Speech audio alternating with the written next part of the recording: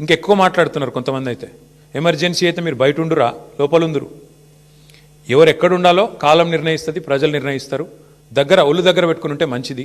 ఇవాళ నేను అధికారులకు కూడా చెప్తా ఉన్నా, ఈ ఫోన్ ట్యాపింగ్లు వీటి మీద జరుగుతున్న ధారావాహికంగా జరుగుతున్న డ్రామాలు, ఇందులో భాగస్వాములు ఇచ్చిన అధికారులకు కూడా నేను చెప్తా ఉన్నా, ప్రతిరోజు ఒక్కరిదే ఉండదు. ఇంకో 2-2.5 ఏళ్లలో మళ్ళీ మా ప్రభుత్వం తప్పకుండా వస్తుంది. మీకు తెలుసు, అది ప్రజల మూడు మీకు తెలుసు. మొన్న గ్రామ పంచాయతీ ఎన్నికలు చూసినారు, మీకు తెలుసు.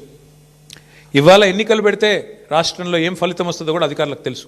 నేను వారికి చెప్తా ఉన్నా, మేమెన్నడూ గత 10 ఏళ్లలో ఇట్లా అధికారాన్ని దుర్వినియోగం చేయలేదు, ఎక్కడా చేయలేదు. ముఖ్యంగా పోలీస్ వ్యవస్థను ఇంత అడ్డంగా దుర్వినియోగం చేసి ఏదైతే ఇవాళ నాటకాలు ఆడుతున్నారో వాళ్ళందరికీ నేను ఒకటే చెప్తా ఉన్నా, మీరు బలవుతారు, మధ్యలో మీరు బలవుతారు. రేవంత్ రెడ్డి రాజకీయ క్రీడలో మీరు బలవుతారు. మొన్నెట్లయితే కాంగ్రెస్ పార్టీ అంతర్గత కుమ్ములాటల్లో ఆధిపత్య పోరులో జర్నలిస్టులు బలైనారో, రేపు నేను చెప్తున్నా, మీరు భాగస్వాములు అయితే అధికారులు మీరు బలవుతారు. గుర్తుపెట్టుకోండి. రిటైర్ అయిన వాళ్ళని ఏం చేయలేరు భవిష్యత్తులో బీఆర్ఎస్ వాళ్ళు అనుకుంటురేమో, దానికి కూడా మాకు రేవంత్ రెడ్డి గారే తోజు పెట్టిండు. రిటైర్ అయిన అధికారులను కూడా తీసుకొచ్చి 40 రోజులు జైల్లో పెట్టినాడు. కాబట్టి రిటైర్ అయిపోతాము, తప్పించుకుంటాము అనుకునే వాళ్ళకు కూడా నేను చెప్తా ఉన్నా, ఎవరు ఎక్కడికి పోలేరు.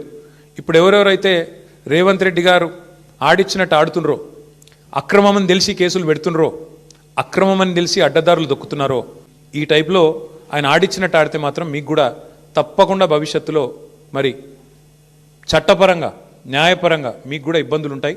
గుర్తుపెట్టుకోవాలని చెప్పి కూడా